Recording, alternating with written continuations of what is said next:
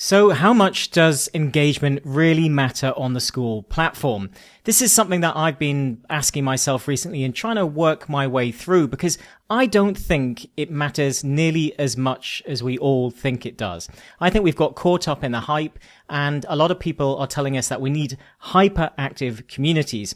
Now, don't get me wrong, I'm not going to be the person that's saying that having an active community isn't a benefit. Obviously, ideally, we don't want to be speaking to no one. We don't want a ghost town. Engagement is still validation, and engagement is still momentum. So ideally, having both is really important. But I think it really depends on what you're doing, and it depends on a number of factors in terms of how much it actually impacts your sales and impacts making money. So this is the main thing that I've been thinking about when it comes to thinking about this as a whole and how much it actually matters.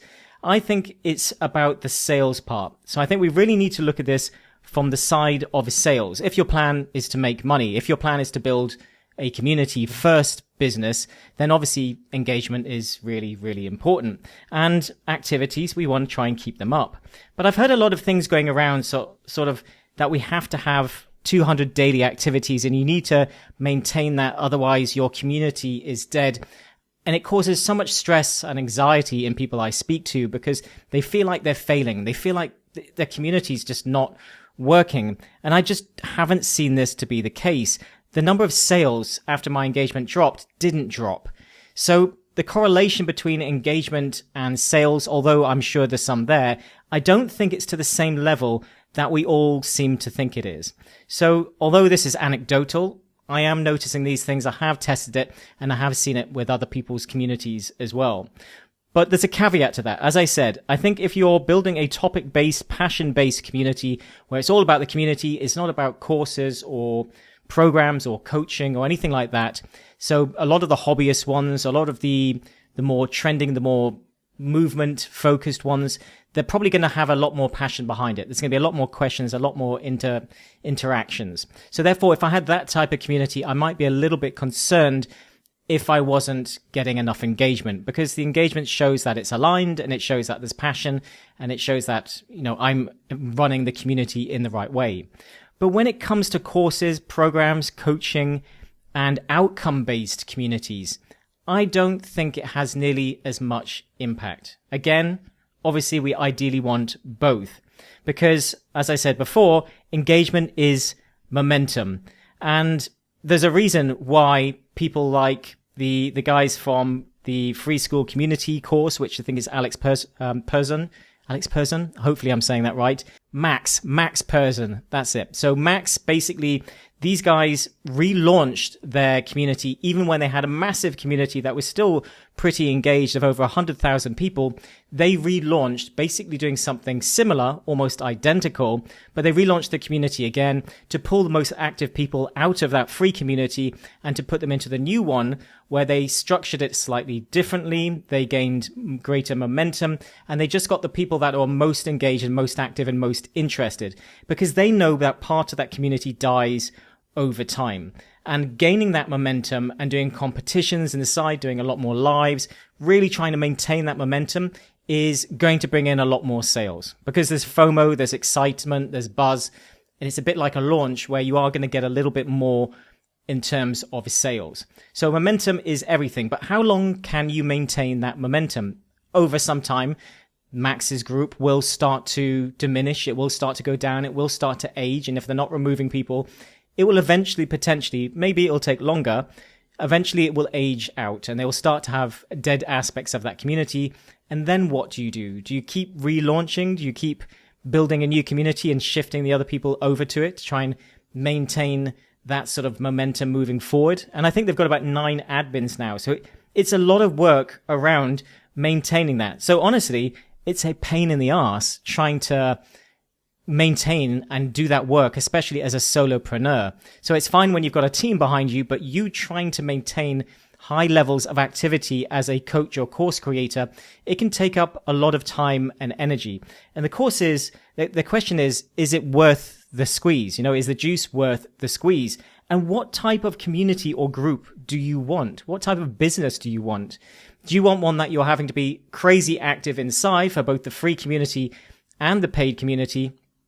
Or do you want a more relaxed experience where you're growing a business, you're doing more meaningful engagement in the community, and you're not so worried about the engagement side? If engagement is low day to day, it doesn't really matter. You're not having to force the engagement to try and maintain it. But what I can tell you is that my sales haven't dropped. Not really. They haven't dropped at all. The most of my sales come within the first 1 to 2 months. And this is what I'm noticing, is that most sales come within that sort of period. It's the 80-20 rule. So let's say that 80% of my sales are coming within the first couple of months, and normally probably within the first month to 6 weeks. So that's when people have the most momentum. So it comes back to momentum as well. So we want people to activate. We want to be activating them. We want to be getting them engaged and having a conversation with us, or taking action on our programs or challenges or whatever we're doing inside the community initially. But we don't have to have huge high levels of engagement, because depending on the traffic source that you're sending into your community, people may have already decided that they want to work with you. This is why YouTube, and then to a lesser degree, things like Instagram and Shorts, people will know, like, and trust you. Long form content is much better at this, especially for coaches doing more high ticket programs. But because people are going to know, like, and trust you, they're going to consume a lot more of your content. They're already going to trust you. They're already potentially going to want to work with you. So your community becomes a little bit more pass-through. They are doing a warming, thinking, nurturing period. But again, that's normally all happening within the first couple of months. And as I said, my sales didn't really drop, even though I've been changing a lot of things. I've been shifting the niche in the community. It's aged out slightly, my group. I'm going to remove a huge amount of people and make some changes very soon. But essentially, I have become the guru model. And the guru model is what everybody goes on about and was throwing stones at about a year or 2 years ago, saying that you didn't want a community that was guru focused. Community was not about the guru. And that's true, 100%. Ideally, you want the community to be about the other people in there.